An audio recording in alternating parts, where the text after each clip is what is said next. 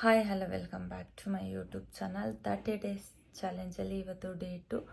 ಇವತ್ತು A B C juice ಮಾಡ್ಕೊಳ್ಳೋಣ ಅಂತ ಅಂದ್ಕೊಂಡಿದ್ದೀನಿ. ಬಟ್ ಇವತ್ತು ಎ ಬಿ ಸಿ ಜ್ಯೂಸಲ್ಲಿ ಇವತ್ತು ಆಮ್ಲ ಮತ್ತು ಬೀಟ್ರೂಟು ಮತ್ತು ಕೋಕೋನಟ್ ಸೇರ್ಕೊತಿದೆ. ಅಂದರೆ 2-3 ಸ್ಪೂನು ನಾವು ತೆಂಗಿನಕಾಯಿ ಅದನ್ನು ಸೇರಿಸ್ಕೊತಿದ್ದೀವಿ. ಆಮ್ಲ ಒಳ್ಳೆಯದು, ಕೂದಲಿಗೂ ಒಳ್ಳೆಯದು, ಸ್ಕಿನ್ನಿಗೂ ಒಳ್ಳೆಯದು. ಯಾಕೆಂದರೆ ಅದರಲ್ಲಿ ವಿಟಮಿನ್ ಸಿ ಇರೋದ್ರಿಂದ. ಹಾಗೆಯೇ ಕೋಕೋನಟ್ ತುಂಬ ಒಳ್ಳೆಯದು. ಅದು ನಮ್ಮ ಸ್ಕಿನ್ನ ಮಾಯ್ಶ್ಚರೈಸರ್ ಆಗಿರುತ್ತೆ. ಹಾಗೆಯೇ ಕೂದಲಿಗೂ ತುಂಬ ಒಳ್ಳೆಯದು. ಸೊ ಹಾಗಾಗಿ ನಾನು ಇವತ್ತು ಈ ಜ್ಯೂಸನ್ನ ಮಾಡ್ಕೊಳ್ಳೋದಕ್ಕೆ ಇವಾಗ ಬೆಳಿಗ್ಗೆ ಎದ್ದು ಇವಾಗ ಫ್ರೆಶ್ ಅಪ್ ಆಗಿದ್ದೀನಿ. ಇವಾಗ ಬಿಸಿನೀರಾಗಿ ಕುಡಿದು ನೆಕ್ಸ್ಟು ನಾನು ಮಾಡ್ಕೋತೀನಿ. ಯಾವ ಥರ ಮಾಡ್ಕೋತೀನಿ ಅನ್ನೋದನ್ನು ನೀವು ನೋಡ್ಬೋದು. ನೆಕ್ಸ್ಟು ಇದೇ ಥರದ್ದು ಡೈಲಿ ಒಂದು ಜ್ಯೂಸ್ದು ನಾನು ಚಾಲೆಂಜ್ ತೊಗೊಳ್ಳೋಣ ಅಂತ ಅಂದ್ಕೊಂಡಿದ್ದೀನಿ.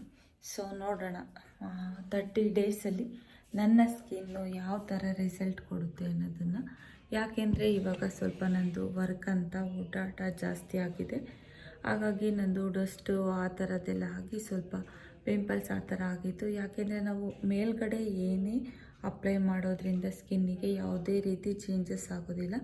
ಸೊ ಹಾಗಾಗಿ ನಾವು ಇಂಟೇಕ್ ಮಾಡೋದ್ರಿಂದ ನಮ್ಮ ಸ್ಕಿನ್ನಿಗೆ ಸ್ವಲ್ಪ ಗ್ಲೋ ಇರ್ಬೋದು ಅಥವಾ ಹೆಲ್ತಿ ಆಗಿರುತ್ತೆ ಅಂತಲೇ ಹೇಳ್ಬೋದು. ನಮ್ಮ ಮೇಲ್ಗಡೆ ನಾವು ಏನೇ ಆಯಿಂಟ್ಮೆಂಟ್ ಇರ್ಬೋದು ಅಥವಾ ಫೇಸ್ ವಾಶ್ ಇರ್ಬೋದು ಅಥವಾ ಫೇಸ್ ಪ್ಯಾಕ್ ಇರ್ಬೋದು, ಏನೇ ಅಪ್ಲೈ ಮಾಡಿದ್ರೂ ಅದರಿಂದ ನೋ ಯೂಸ್. ಸೊ ಹಾಗಾಗಿ ನಾವು ಏನು ಇಂಟೇಕ್ ಮಾಡ್ತೀವಿ ಅದೇ ಇಂಪಾರ್ಟೆಂಟು. ಸೊ ಇವಾಗ ನೀರು ಕುಡಿದು ನಾವು ನೆಕ್ಸ್ಟ್ ಏನು ಅನ್ನೋದನ್ನು ಮಾಡ್ಕೊಳ್ಳೋಕೆ ಏನೇನು ಬೇಕು ಅನ್ನೋದನ್ನು ನಾನು ಇಲ್ಲಿ ರೆಡಿ ಮಾಡ್ಕೋಬೇಕು. ನೀರು ಕುಡ್ದಾದ್ಮೇಲೆ ರೆಡಿ ಮಾಡಿಕೊಂಡು ನಾನು ನಿಮಗೆ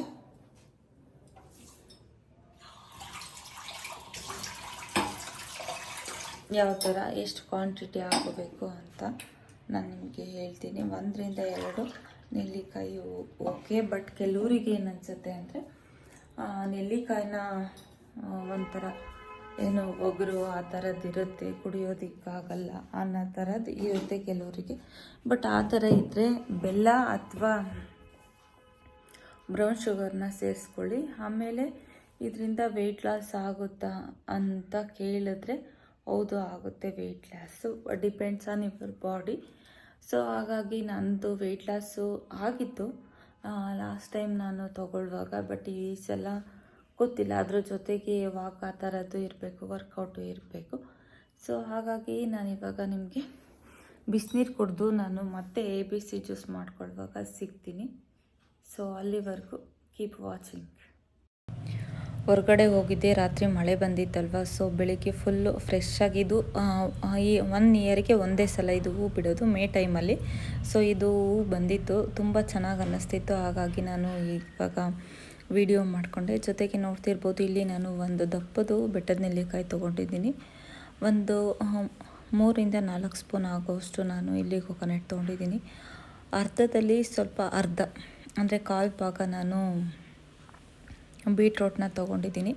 ಇವಾಗ ನಾನು ತೆಂಗಿನಕಾಯಿನ ತುರಿದು ಹಾಕೋತಿಲ್ಲ, ಯಾಕೆಂದರೆ ನಾವು ಇವಾಗ ಮಿಕ್ಸರ್ ಮಾಡೋದಲ್ವ. ಸೊ ಹಾಗಾಗಿ ಹಾಗೇ ಕಟ್ ಮಾಡ್ಕೊಳ್ಳೋಣ ಅಂತ ಕಟ್ ಮಾಡ್ಕೊತಿದ್ದೀನಿ. ಇವಾಗ ತುರಿಯೋದೇನಕ್ಕೆ ಅಂತ ಇದು ಕಟ್ ಮಾಡಿ ಆಗಿದ ತಕ್ಷಣವೇ ನಾನು ಇದಕ್ಕೆ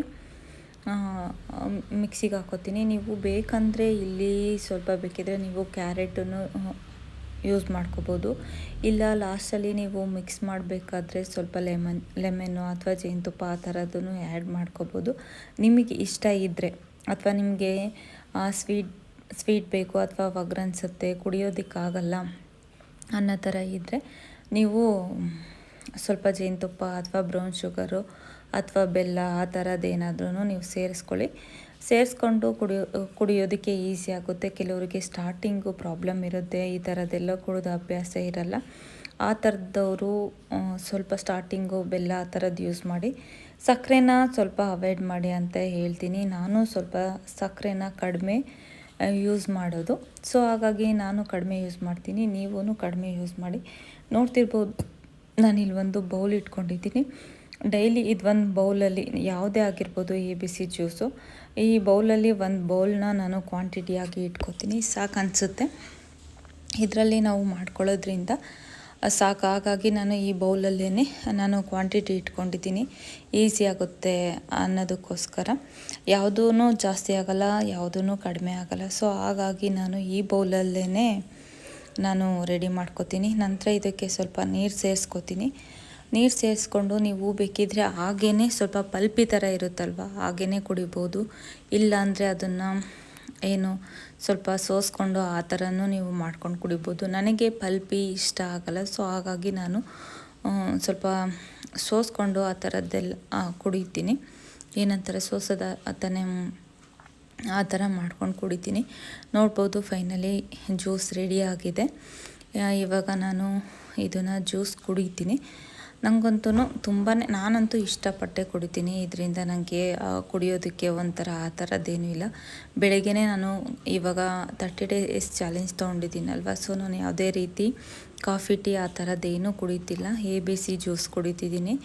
ನಿನ್ನೆ ಆ್ಯಪಲ್, ಕ್ಯಾರೆಟ್, ಬೀಟ್ರೂಟ್ ನೋಡಿದೆ. ಇವತ್ತು ಆಮ್ಲ ಮತ್ತು ಬೆಟ್ಟದ ನೆಲ್ಲಿಕಾಯಿ, ಆಮ್ಲ ಮತ್ತು ಕೊಕೊನೆಟ್ಟು ಮತ್ತು ಬೀಟ್ರೂಟ್ ಹಾಕ್ಕೊಂಡು ಕುಡಿತಾ ಇದ್ದೀನಿ.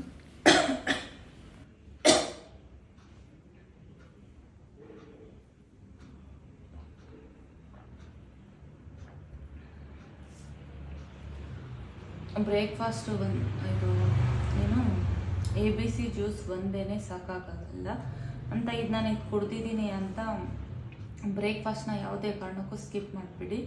ಇದ್ರ ಜೊತೆಗೆ ಒಂದು ಹಾಫ್ ಆನ್ ಅವರ್ ಆ ಥರ ಬಿಟ್ಟು ನೀವು ಬ್ರೇಕ್ಫಾಸ್ಟ್ ಕಂಪಲ್ಸರಿ ತಿನ್ನಿ. ಯಾಕೆಂದರೆ ನಾವು ಬ್ರೇಕ್ಫಾಸ್ಟ್ನ ಸ್ಕಿಪ್ ಮಾಡೋದ್ರಿಂದ ನಮ್ಮ ಮೆಮೊರಿ ಪವರು ಕಡಿಮೆ ಆಗ್ಬೋದು, ಮತ್ತು ಅಸಿಡಿಟಿ ಜಾಸ್ತಿ ಆಗ್ಬೋದು, ಬೊಜ್ಜು ಏನೋ ಹೊಟ್ಟೆ ಬರೋ ಚಾನ್ಸಸ್ ಇರುತ್ತೆ. ಸೊ ಹಾಗಾಗಿ ನಾನು ABC ಜ್ಯೂಸ್ ಕುಡ್ದಿದ್ದೀನಿ ಅಷ್ಟೇ ಸಾಕು ಅಂತ ಅಂದ್ಕೊಬಿಡಿ. ನಿಮ್ಗೆ ಎಷ್ಟಾಗುತ್ತೆ ಲೈಟಾಗಿ ಸ್ವಲ್ಪನೇ ತಿನ್ನಿ. ಯಾವುದೇ ಕಾರಣಕ್ಕೂ ಬ್ರೇಕ್ಫಾಸ್ಟ್ನ ಸ್ಕಿಪ್ ಮಾಡಲೇಬೇಡಿ. ಅದರಿಂದ ಇವಾಗ ಗೊತ್ತಾಗಲ್ಲ, ಮುಂದೆ ತುಂಬ ಪ್ರಾಬ್ಲಮ್ ಆಗುತ್ತೆ. ಸೊ ಹಾಗಾಗಿ ನೀವು ಯಾವುದೇ ಕಾರಣಕ್ಕೂ ಬ್ರೇಕ್ಫಾಸ್ಟ್ನ ಸ್ಕಿಪ್ ಮಾಡಬೇಡಿ. ನಂದು ಇನ್ನೇನು ಆಲ್ಮೋಸ್ಟ್ ಆಗಿದೆ, ಕುಡಿದು ಮುಗಿಸಿ ನಾನು ಬ್ರೇಕ್ಫಾಸ್ಟ್ ಮಾಡ್ಕೊತೀನಿ. ಸ್ವಲ್ಪ ನಾನು ಇವತ್ತು ವೆಜಿಟೇಬಲ್ಸ್ನ ಜಾಸ್ತಿ ಹಾಕಿ ಪಲಾವ್ ಮಾಡ್ಕೊಳ್ಳೋಣ ಅಂತ ಅಂದ್ಕೊಂಡಿದ್ದೀನಿ ರೆಡ್ ರೈಸಲ್ಲಿ. ಸೊ ನೋಡೋಣ.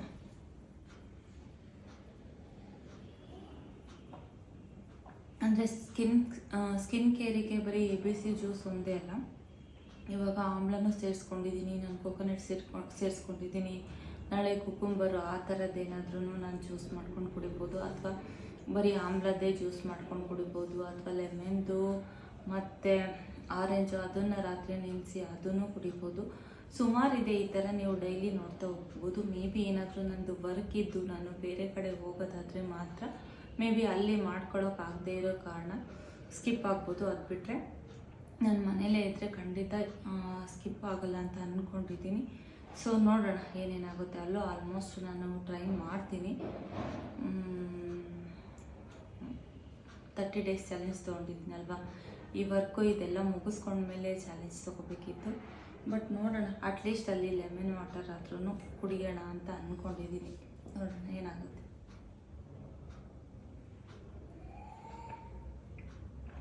ಬಟ್ 30 ಡೇಸ್ ಚಾಲೆಂಜ್ನ ಕಂಪ್ಲೀಟ್ ಮಾಡಬೇಕಂತ ಅಂದ್ಕೊಂಡಿದ್ದೀನಿ. ಬೇರೆ ಕಡೆ ಹೋದರೆ ಪ್ರಾಬಬ್ಲಿ ಆಗಲ್ಲ ಅಂತ ಅಂದ್ಕೊಂಡಿದ್ದೀನಿ.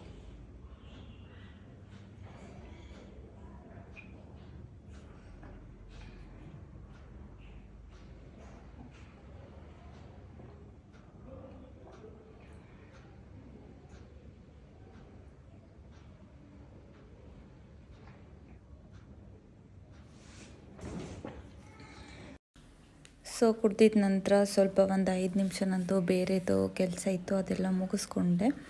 ನಂತರ ಇವಾಗ ನಾನು ಕಿಚನಿಗೆ ಬಂದು ಸ್ವಲ್ಪ ವೆಜಿಟೇಬಲ್ಸ್ ಎಲ್ಲ ಕಟ್ ಮಾಡ್ಕೊತಿದ್ದೀನಿ. ನಾವು ಏನೇ ರೈಸ್ ಐಟಮ್ ಇರ್ಬೋದು ಅಥವಾ ಏನೇ ಇರ್ಬೋದು, ಸ್ವಲ್ಪ ವೆಜಿಟೇಬಲ್ಸ್ನ ನಾವು ಜಾಸ್ತಿ ಸೇರಿಸ್ಕೊಂಡು ತಿನ್ನೋದ್ರಿಂದ ನಮ್ಮ ಹೆಲ್ತಿಗೆ ತುಂಬ ಒಳ್ಳೆಯದು. ಸೊ ಹಾಗಾಗಿ ನಾನು ಇಲ್ಲಿ ಸ್ವಲ್ಪ ಜಾಸ್ತಿನೇ ನಾನು ವೆಜಿಟೇಬಲ್ಸ್ನ ಸೇರಿಸ್ಕೊತೀನಿ. ಇದ್ರ ಜೊತೆಗೆ ನಾನು ರೆಡ್ ರೈಸಲ್ಲಿ ನಾನು ಇವತ್ತು ಪಲಾವ್ ಮಾಡ್ಕೊಳ್ಳೋಣ ಅಂತ ಅಂದ್ಕೊಂಡಿದ್ದೀನಿ. ವೈಟ್ ರೈಸು ತಿನ್ಬೋದು, ಬಟ್ ಇವಾಗ ನಾನು ಸ್ವಲ್ಪ ವೈಟ್ ರೈಸ್ನ ಕಡಿಮೆ ಮಾಡಿ ನಾನು ರೆಡ್ ರೈಸ್ನ ಇದು ಮಾಡ್ತೀನಿ. ನಾನು ಇಲ್ಲಿ ಪಲಾವಿಗೆ ಬೀಟ್ರೂಟ್ನು ಯೂಸ್ ಮಾಡ್ತಾಯಿದ್ದೀನಿ. ಸೊ ಹಾಗಾಗಿ ಚೆನ್ನಾಗಿರುತ್ತೆ, ನೀವು ಟ್ರೈ ಮಾಡಿ. ಆಮೇಲೆ ಇಲ್ಲಿ ನಾನು ಪಲಾವಿಗೆ ಯಾವುದೇ ರೀತಿ ಮಸಾಲೆನ ನಾನು ಜಾಸ್ತಿ ಯೂಸ್ ಮಾಡಲ್ಲ. ನಾವು ಎಷ್ಟು ಮಸಾಲೆ ಯೂಸ್ ಮಾಡ್ತೀವಿ ಅಷ್ಟು ನಮ್ಮ ಹೆಲ್ತಿಗೆ ಪ್ರಾಬ್ಲಮ್ ಆಗುತ್ತೆ. ಅಸಿಡಿಟಿ ಇರ್ಬೋದು, ಗ್ಯಾಸ್ಟ್ರಿಕ್ ಆ ಥರದ್ದೆಲ್ಲ ಪ್ರಾಬ್ಲಮ್ ಇರುತ್ತೆ. ಆಮೇಲೆ ಕರೆಕ್ಟಾಗಿ ಡೈಜೆಷನ್ ಆಗದೆ ಇರೋ ಥರದ್ದೆಲ್ಲ ಇರುತ್ತೆ. ಸೊ ಎದೆ ಉರಿ ಆ ಥರದ್ದೆಲ್ಲ ಇರುತ್ತೆ. ಸೊ ಹಾಗಾಗಿ ನಾನು ಯಾವುದೇ ರೀತಿ ಜಾಸ್ತಿ ಮಸಾಲೆನ ನಾನು ಯೂಸ್ ಮಾಡ್ಕೊಳ್ಳಲ್ಲ. ಇಲ್ಲಿ ಒಂದು ಟೊಮೊಟೊ ತೊಗೊಂಡಿದ್ದೀನಿ, 4ರಿಂದ 5 ಇಲ್ಲಾಂದರೆ 4 ಹಸಿರು ಮೆಣಸಿನ್ಕಾಯಿ, ಸ್ವಲ್ಪ ಬೆಳ್ಳುಳ್ಳಿ, ಸ್ವಲ್ಪ ಶುಂಠಿ, ಒಂದು ಆನಿಯನ್ನ ನಾನು ಇಲ್ಲಿ ಸ್ವಲ್ಪ ತರಿಯಾಗಿ ರುಬ್ಕೋತೀನಿ. ರುಬ್ಕೊಂಡಿದ್ದ ನಂತರ ನಾನಿಲ್ಲಿ ಸ್ವಲ್ಪ ಕೊತ್ತಂಬರಿ ಮತ್ತು ಪುದೀನ ಅದನ್ನೆಲ್ಲ ಕಟ್ ಮಾಡ್ಕೊತೀನಿ. ಒಗ್ಗರಣೆಗೆ ಸ್ವಲ್ಪ ಆಯಿಲ್ ಹಾಕಿ ಅದಕ್ಕೆ ಸೋಂಪು, ಸ್ವಲ್ಪ ಚಕ್ಕೆ, ಒಂದು 3 ಲವಂಗ ಸೇರಿಸ್ಕೊತೀನಿ. ಚೆನ್ನಾಗಿರುತ್ತೆ. ಅಂದರೆ ನಾವು ಏನು ಇವಾಗ ಮಸಾಲೆ ಹಾಕ್ತೀವಲ್ವ ಅದನ್ನೆಲ್ಲ ನಾನು ಪುಡಿ ಮಾಡಿ ಇಟ್ಕೊಳ್ಳಲ್ಲ, ಜಸ್ಟ್ ಹಾಗೇ ಹಾಕಿರ್ತೀನಿ. ನಂತರ ನಾವು ಏನು ಪೇಸ್ಟ್ ಮಾಡಿ ಇಟ್ಕೊಂಡಿರ್ತೀವಲ್ವ ಅದನ್ನು ಪೇಸ್ಟ್ನ ನಾನು ಇದಕ್ಕೆ ಸೇರಿಸ್ಕೊತೀನಿ. ಅದು ಸ್ವಲ್ಪ ಹಸಿ ವಾಸನೆ ಹೋಗೋವರೆಗೂ ನಾನು ಅಲ್ಲಾಡಿಸಿ ನಂತರ ಇದಕ್ಕೆ ಟೊಮೊಟೊನ ಸೇರಿಸ್ಕೊತೀನಿ. ಟೊಮೊಟೊ ಸ್ವಲ್ಪ ಸಾಫ್ಟ್ ಆಗೋವರೆಗೂ ಚೆನ್ನಾಗಿ ಬೇಯಿಸ್ಕೊತೀನಿ. ಇದಕ್ಕೆ ಸ್ವಲ್ಪ ಅರಿಶಿನ ಸೇರಿಸ್ಕೊತೀನಿ. ನಿಮಗೆ ಇಷ್ಟ ಇದ್ದರೆ ಸೇರಿಸ್ಕೊಳ್ಳಿ, ಇಲ್ಲ ಅಂದರೆ ಬೇಡ. ನಂತರ ನೋಡಿ, ಇದೇ ಬೌಲಲ್ಲಿ ನಾನು ಒಂದು ಬೌಲು ಕರೆಕ್ಟಾಗಿ ವೆಜಿಟೇಬಲ್ಸ್ ಆಗಿದೆ. ಸೊ ಒಂದು ಬೌಲು ವೆಜಿಟೇಬಲ್ಸ್ನ ನಾನು ಇವಾಗ ಇದಕ್ಕೆ ಸೇರಿಸ್ಕೊತಿದ್ದೀನಿ. ಇದು ಸ್ವಲ್ಪ ಫ್ರೈ ಆಗೋವರೆಗೂ ಚೆನ್ನಾಗಿ ಫ್ರೈ ಮಾಡಿಕೊಂಡು ನಂತರ ಇದಕ್ಕೆ ನಾನು 1ರಿಂದ 1.5 ಕಪ್ಪು ರೆಡ್ ರೈಸ್ನ ನಾನು ಇಲ್ಲಿ ವಾಶ್ ಮಾಡಿ ಇಟ್ಕೊಂಡಿದ್ದೆ, ಅದನ್ನು ಸೇರಿಸ್ತಾ ಇದ್ದೀನಿ. ಇದನ್ನು ನೋಡ್ತಿರ್ಬೋದು, ರೈಸ್ಗಿಂತ ಇಲ್ಲಿ ವೆಜಿಟೇಬಲ್ಸೇ ಜಾಸ್ತಿ ಇದೆ, ನಿಮಗೆ ಕಾಣಿಸ್ತಾ ಇದೆ. ಇದಕ್ಕೆ ನೀರನ್ನ ನಾನು ಸೇರಿಸ್ತೀನಿ. ಇದಾದಮೇಲೆ ರುಚಿಗೆ ತಕ್ಕಷ್ಟು ಉಪ್ಪನ್ನ ಸೇರಿಸ್ಕೊತೀನಿ. ಇದಾದಮೇಲೆ ಸ್ವಲ್ಪ ಕಸ್ತೂರಿ ಮೇಥಿ ಹಾಕೋತೀನಿ. ನಂತರ ಇದೆಲ್ಲ ಚೆನ್ನಾಗಿ ಆದಮೇಲೆ ಒಂದು ಕುದಿ ಆ ಥರ ಬಂದಮೇಲೆ ನಾನು ಲಿಡ್ನ ಕ್ಲೋಸ್ ಮಾಡ್ತೀನಿ. ಕುಕ್ಕರ್ದು ಲಿಡ್ನ ಕ್ಲೋಸ್ ಮಾಡಿದ ನಂತರ ಅದು 1ರಿಂದ 2 ವಿಷಲ್ ಸಾಕು ಅನಿಸುತ್ತೆ. ಆ್ಯಕ್ಚುಲಿ ನಾವು ಕುಕ್ಕರಲ್ಲಿ ಮಾಡಲೇಬಾರ್ದು, ಮಾಮೂಲಿ ತಪ್ಪಲಿ ಮಾಡಬೇಕು. ಕೆಲವೊಂದು ಸಲ ನಾನು ಆಯುರ್ವೇದಿಕ್ ಡಾಕ್ಟರ್ ಆ ಥರದ್ದೆಲ್ಲ ನಾನು ನೋಡಿದ್ದೀನಿ. ಲಿಡ್ನ ಕ್ಲೋಸ್ ಮಾಡಿ ಒಂದು ಸ್ವಲ್ಪ ಬೇರೆ ಕೆಲಸ ಅಂದರೆ ಪಾತ್ರೆ ವಾಷಿಂಗ್ ಆ ಥರದ್ದು ಇರುತ್ತಲ್ವ. ಸೊ ಹಾಗಾಗಿ ನಾನು ಇಲ್ಲಿ ಪಾತ್ರೆನ ವಾಶ್ ಮಾಡ್ಕೋತೀನಿ ಅಷ್ಟರಲ್ಲಿ, ವಿಷಲ್ ಬರೋಷ್ಟರೊಳಗಡೆ. ನೆಕ್ಸ್ಟ್ ನಂತರ ನಾವು ಅದು ವಿಷಲ್ ಬಂದಾದಮೇಲೆ ಪ್ರೆಷರ್ ಇಳಿದ್ಮೇಲೆ ನಮಗೆ ಬ್ರೇಕ್ಫಾಸ್ಟ್ನ ತಿನ್ನೋದಕ್ಕೆ ಸರಿ ಆಗುತ್ತಲ್ವ. ಸೊ ಹಾಗಾಗಿ ಅಷ್ಟರಲ್ಲಿ ನಾನು ಕೆಲಸನೂ ಮುಗಿಸ್ಕೊತಿದ್ದೀನಿ. ನಂತರ ನೀವು ನೋಡ್ಬೋದು ಇಲ್ಲಿ ಫೈನಲಿ ಪಲಾವ್ ರೆಡಿ ಆಗಿದೆ. ಇವಾಗ ನಾನು ತಿನ್ನಬೇಕು. ಇದಾಗಿತ್ತು ಇವತ್ತಿನ day 2 challenge. Thanks for watching. C in the next vlog.